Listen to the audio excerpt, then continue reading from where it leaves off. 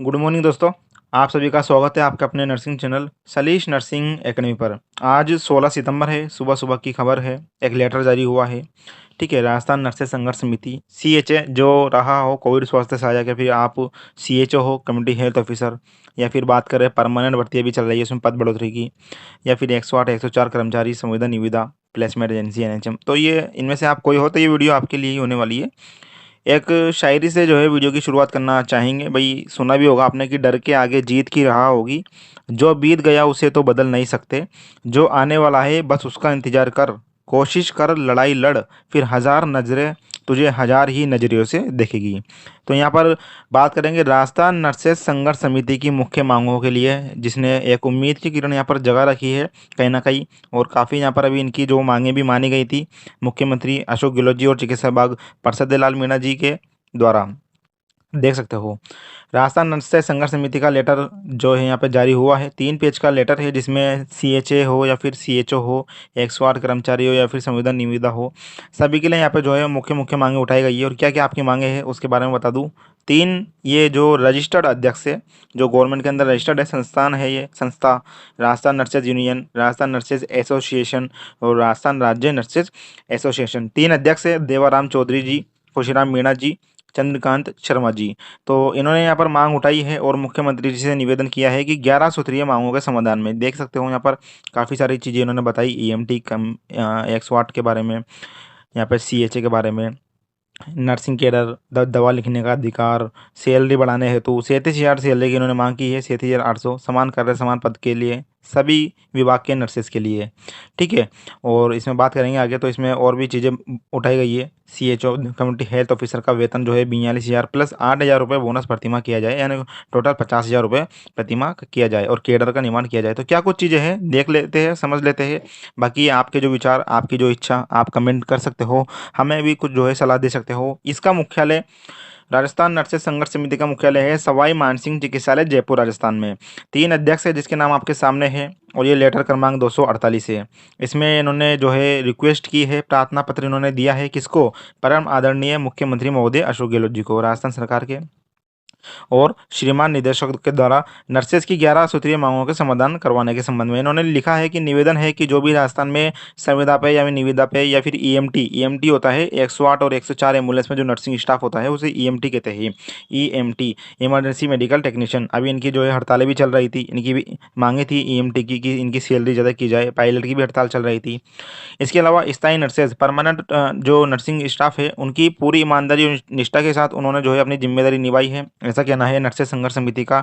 और इसकी ओर से जो है राज्य सरकार का आभार भी है कि उन्होंने कुछ समस्याओं का यहाँ पर समाधान भी किया है नर्सिंग स्टाफ का। लेकिन कुछ समस्याएं जो है काफ़ी लंबे समय से चली आ रही है, जिसके लिए नर्सेज संगठन लगातार जो है निवेदन करते आए हैं और उनका समाधान अभी तक नहीं हुआ है। आपको पता भी होगा नर्सिंग का चाहे कोई सा भी विभाग हो, हर एक विभाग की काफ़ी समय से लंबी मांगे यहाँ पर चलती हुई आ रही है। और कहीं ना कहीं जो है यहाँ पर अस्थिरता या फिर भेदभाव का जो है एक तरह से माहौल अभी फिलहाल में पैदा भी किया जा रहा है। एक तरफ जहाँ यूटीबी की सैलरी चाहे कोई से भी विभाग में हो 37,800 तक कर दी नर्सिंग स्टाफ की, तो दूसरी तरफ ठेके पे या जो है संविदा पे लगने वाले नर्सिंग स्टाफ की सैलरी सिर्फ 8,000 रुपये है। तो ये कहीं ना कहीं भेदभाव है जिसको यहाँ पर पूरा करना चाहिए और समान पद समान कार्य हेतु जो है वेतन यहाँ पर करना चाहिए। देखिए इन्होंने आगे बोला है, लंबे समय से संविदा पर अपनी सेवाएं देने के बाद नियमित हुए नर्सेज का संविदा सेवा काल का नोशनल लाभ दिया जाए, जिससे राजस्थान सरकार को किसी भी तरह का वित्तीय भार नहीं आएगा और 30,000 नर्सेज लाभान्वित होंगे।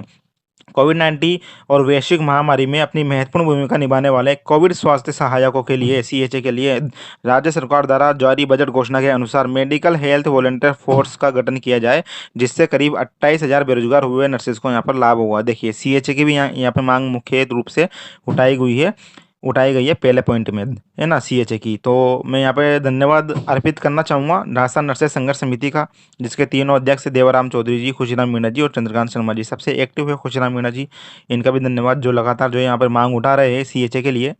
दूसरे में इन्होंने मांग की है कि विगत 20 वर्षों से नर्सिंग संवर्ग द्वारा प्रदेश में नर्सिंग निदेशालय की स्थापना करवाने की मांग की जा रही है। तो अभी तक दोस्तों नर्सिंग निदेशालय स्थापित नहीं हो पाया है राजस्थान में, कि एक अब अपना सपना है सभी नर्सेस का राजस्थान में कि अपना एक नर्सिंग का निदेशालय स्थापित हो, एक ऑफिस हो जहाँ पर अपन जाए अपनी सभी समस्याओं का हल हो। और इसमें आगे देखिए इसमें अभी तक जो है सिर्फ आश्वासन के अलावा कुछ नहीं मिला, इसलिए इनकी मांग है कि नर्सिंग निदेशालय का भी यहाँ पर जो है स्थापना हो और नर्सेज का कैडर पुनः गठन करवाते हुए अलग से नर्सिंग निदेशालय बनवाए जाए। एएनएम एलएचवी संघ के साथ राज्य सरकार द्वारा किए गए समझौतों को भी जो है जल्दी लागू किया जाए और भी जो महिलाएं हैं, अपनी महिला नर्सेज बने हैं, उनको प्रोत्साहन राशि के साथ में, अच्छी सैलरी के साथ में वो दी जाए ताकि वो अत्यधिक ऊर्जा के साथ यहाँ पे कार्य कर सके।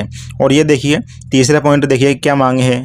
ये मांग आपको सुनना जरूरी है, चाहे आप राजस्थान में किसी भी विभाग में काम कर रहे हो, परमानेंट हो, संविदा पे हो, निविदा पे हो, प्लेसमेंट पे हो, ठेके पे हो, कृपया करके सभी मांग अच्छी तरह से समझिए जो मैं आपको समझाने की कोशिश कर रहा हूँ।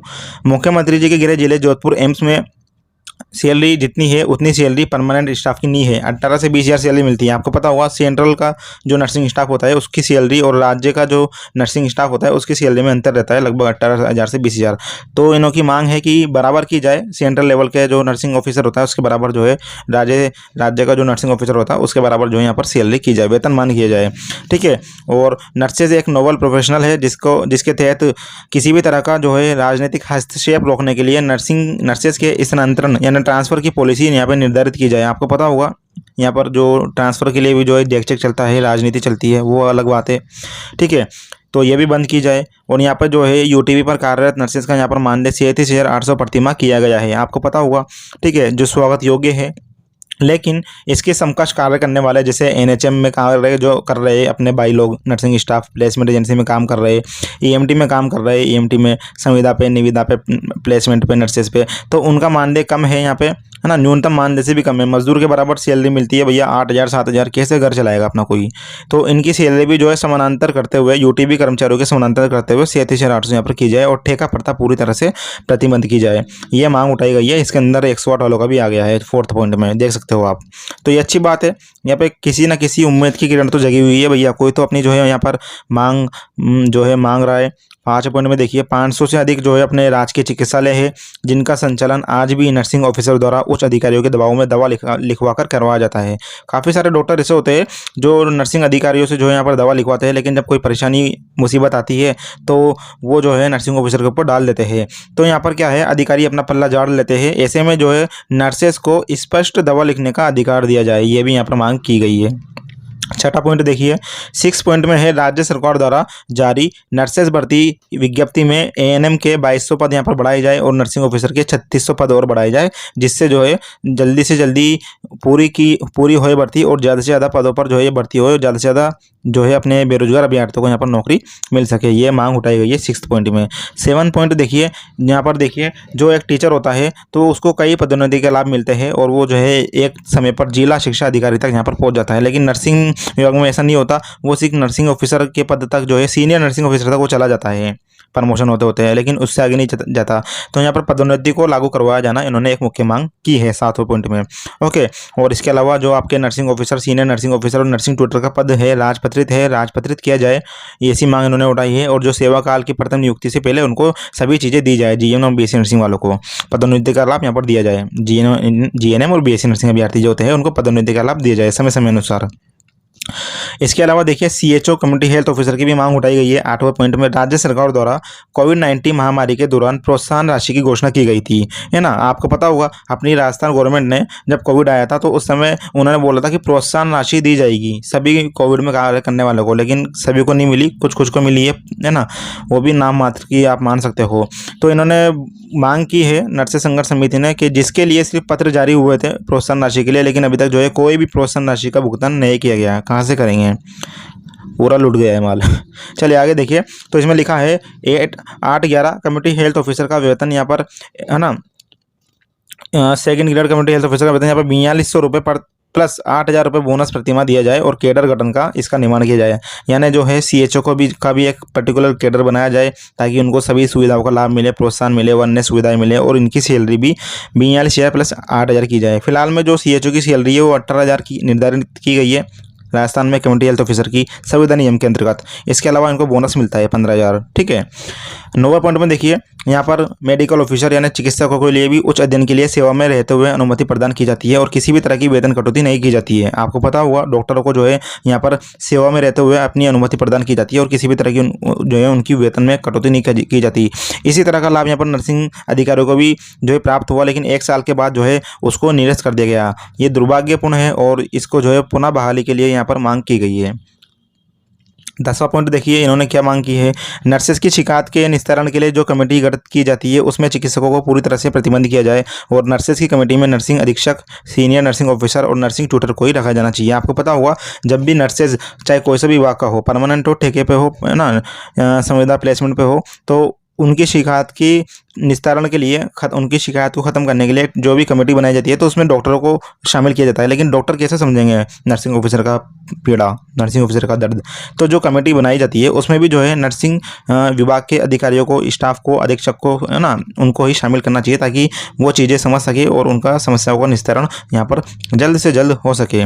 और ड्रेस कोड जो लागू किया है वो काबिल तारीफ़ है, लेकिन इसमें जो क्रेच का संचालन, क्रेच की व्यवस्था की जाए और नर्सेज का स्पष्ट जॉब चार्ट जारी किया जाए, यानी नर्सेज का स्पष्ट जॉब चार्ट किया जाए कि नर्सेज को क्या क्या कार्य करने पड़ते हैं। आपको पता हुआ, आप हमें बताइएगा। एक सवाल मैं आपसे पूछना चाहूँगा दोस्तों, जो भी हमारी वीडियो देख रहा है, कैनुला लगाने का काम किसका होता है?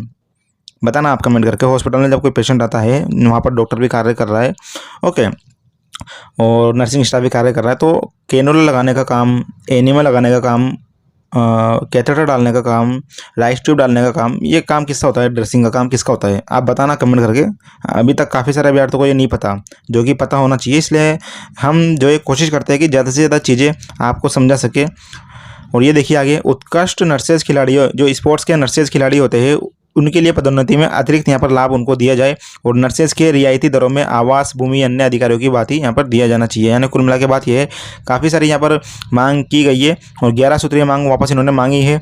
तो ये चीज़ें हैं। बाकी तो इन्होंने बोला है कि राइट टू हेल्थ सौजन्य और राज्य सरकार की जन कल्याणकारी योजनाओं को गाँव-गाँव, रहने तक पहुँचाएंगे यदि गहलोत सरकार पूरी तरह से इनकी मांगें पूरी करती है। तो ये लेटर हमने डाल दिया है हमारे टेलीग्राम ग्रुप पर, व्हाट्सएप ग्रुप पर। आप हमें टेलीग्राम ग्रुप पर फॉलो कर सकते हो। ये देखिए सलीश नर्सिंग एकेडमी, टेलीग्राम पर जाओ और सर्च कर लेना सलीश नर्सिंग एकेडमी, या फिर इसी वीडियो के नीचे आपको हमारा टेलीग्राम ग्रुप का लिंक और व्हाट्सएप ग्रुप का लिंक मिल जाएगा। इंस्टाग्राम पर भी आप मुझे फॉलो कर सकते हो। धन्यवाद। मिलते हैं नेक्स्ट वीडियो में। क्या कुछ विचार आपके हैं कमेंट करके ज़रूर बताइएगा। फिलहाल के लिए आज की इस वीडियो में बस इतना ही।